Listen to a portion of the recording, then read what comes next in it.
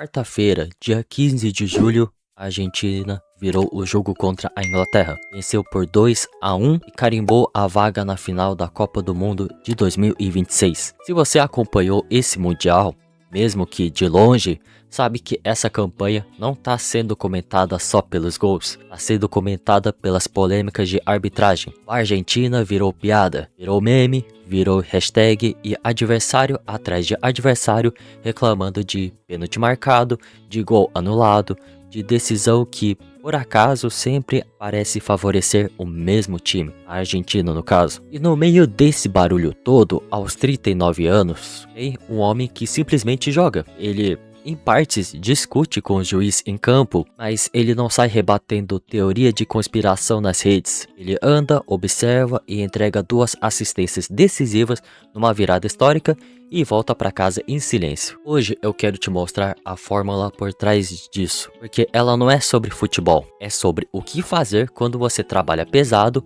entrega resultado e mesmo assim sente que o jogo tá marcado contra você. Se você já pegou reclamando do chefe que favorece o outro, o colega que foi promovido puramente por QI, quem indica, ou do mercado que parece simplesmente beneficiar quem já tem dinheiro, fica até o final, a parte que dói vem no meio do vídeo. Antes de falar da arbitragem, preciso te mostrar um padrão que se repete desde os 20 anos dele até os 39 anos. Correr o jogo inteiro atrás da bola parece esforço, na prática cega e tira a capacidade de ler o espaço, perceber o padrão e guardar energia para o momento que realmente decide. Isso vale para carreira e para dinheiro do mesmo jeito. Se você trabalha 12 horas por dia, responde mensagem de madrugada, aceita toda a tarefa que aparece só para provar valor, e mesmo assim sua conta e sua carreira não saem do lugar, o problema normalmente não é esforço, é tática. Você tá correndo atrás de cada bola solta,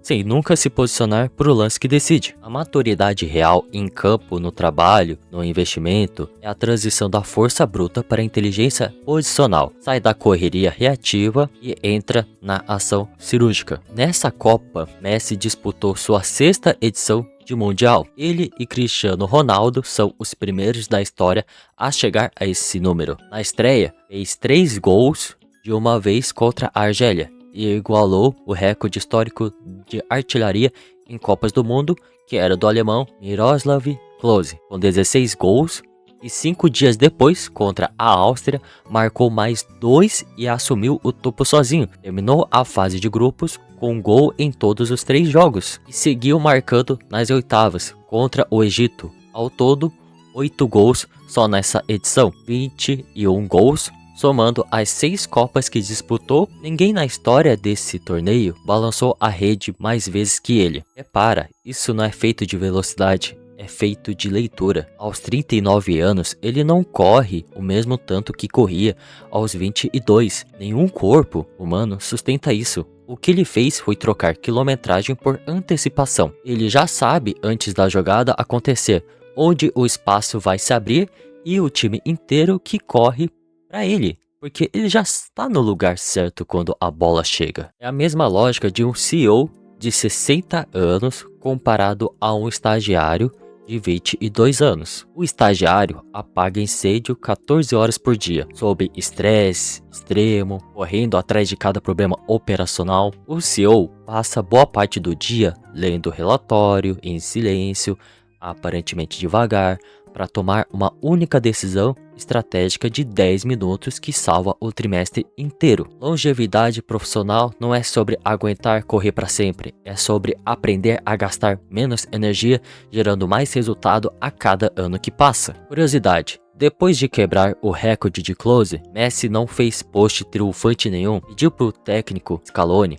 que foi companheiro de time do próprio Klose anos atrás, na Lazio, organizar uma ligação entre os dois. Ligou para parabenizar e agradecer o alemão pessoalmente. Isso também é maturidade, quando a sua competência já fala por si. Você não precisa esmagar quem veio antes de você para parecer maior. Agora vamos direto pro elefante na sala, porque fingir que ele não existe não ajuda ninguém. Ao longo dessa Copa, a arbitragem marcou pênalti a favor da Argentina contra a Áustria.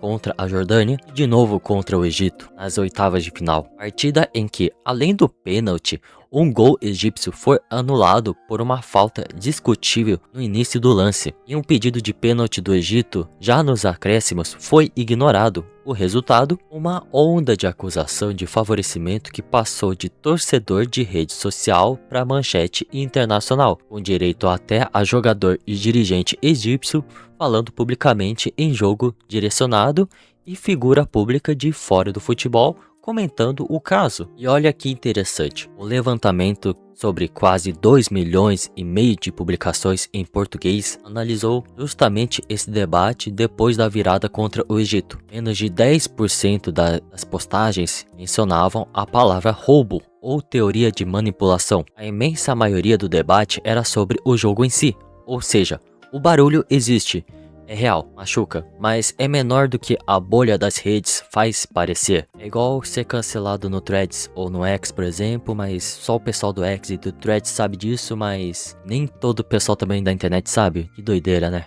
Enfim, falando sobre o tema de como que acontece um cancelamento e como que é a ideia de um cancelamento em si. Mas enfim, perguntado sobre isso, o zagueiro Lisandro Martinez foi direto. Não existe favorecimento e boa parte da polêmica é criada por quem assiste de fora. O técnico Scaloni, quando questionado, disse basicamente a mesma coisa e devolveu o foco para o que dá para controlar dentro de campo. E aqui vai a lição de ouro. Ela é estoica há 2.000 anos antes de virar meme de futebol. Reclamar da arbitragem ou da sorte alheia, ou do favorecimento do sistema, é como um velejador gritando com o vento por soprar na direção errada. O vento é um fato, igual para todo mundo que tá no mar naquele dia. A diferença real está em como você ajusta a sua vela. O profissional de elite não perde tempo discutindo as regras do jogo com quem tá na arquibancada. Ele foca 100% no que pode controlar. Deixa eu ser bem direto com você agora, porque essa é a parte que dói. Sim, a vida é injusta. Sim, algumas pessoas têm caminho facilitado, indicação, sorte ou uma arbitragem literal ou figurada, mais favorável que a sua. Isso é um fato que eu não vou fingir que não é, mas agora que você já sabe disso, qual é a sua desculpa? Você vai continuar chorando pelo juiz da sua vida ou vai jogar com a raça de quem sabe de que precisa ser bom o suficiente para que a injustiça deixe de ser algo importante? Vamos para o jogo de ontem, porque ele resume tudo isso na prática. A Inglaterra abriu o placar aos 54 minutos com Anthony Gordon, depois de um cruzamento de Morgan Rogers. Por boa parte do segundo tempo, pareceu que os ingleses iam alcançar sua segunda final de Copa do Mundo, a primeira desde 1966, e os ingleses foram quem criou o futebol. Caraca, hein? Mas a Argentina empurrou, esbarrou em Jordan Pickford um monte de vezes e o relógio ia acabando. Aos 85 minutos, Enzo Fernandes recebeu a bola fora da área e mandou um chute de direita que morreu no ângulo. E olha quem preparou aquela jogada. Foi Messi quem puxou a marcação, abriu o espaço e entregou a bola para Enzo bater. Menos de 2 minutos depois, já nos acréscimos, Messi levantou um cruzamento direto na área e Lautaro Martinez subiu mais que todo mundo para cabecear o gol da virada. Fim de jogo. Argentina 2 e Inglaterra 1, vaga na final. Messi não fez gol nenhum nesse jogo, 0. E ainda assim, foi ele quem construiu os 2 gols de virada. Não teve holofote pessoal, teve resultado coletivo. Depois do apito final, o técnico Scaloni resumiu o espírito do time dizendo em suas próprias palavras que essa seleção cresce exatamente quando sente dificuldade.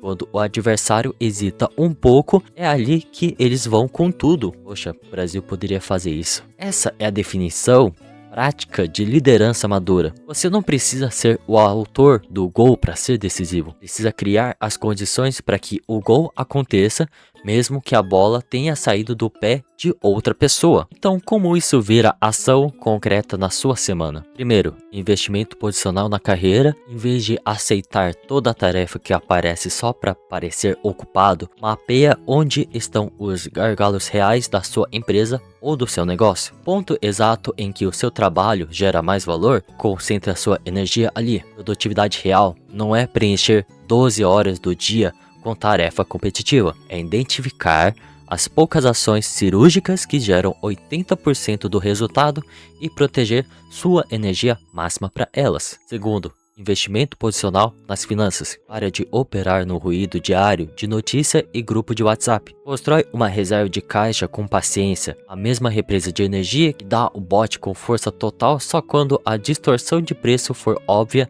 demais para ignorar. O investidor amador reage à manchete o dia inteiro. O investidor maduro, o Messi de 39 anos da própria carteira, mantém o caixa seguro, observa e age raramente com precisão. Terceiro, e esse é o mais importante, locus de controle interno. Para de gastar energia discutindo a injustiça do sistema, o favorecimento do colega, a sorte do outro. Cada minuto que você investe reclamando do juiz é um minuto que não foi investido e ficar tão bom que a discussão vira irrelevante. Constrói uma competência técnica tão brutal que no fim até as teorias de que foi facilitado para você pareçam, sem querer, um elogio ao seu domínio. Domingo, dia 19 de julho, a Argentina joga a final contra a Espanha em Nova Jersey. A primeira vez na história que o atual campeão europeu e o atual campeão sul-americano se enfrentam justamente numa final de Copa do Mundo. É a segunda final consecutiva de Argentina, terceira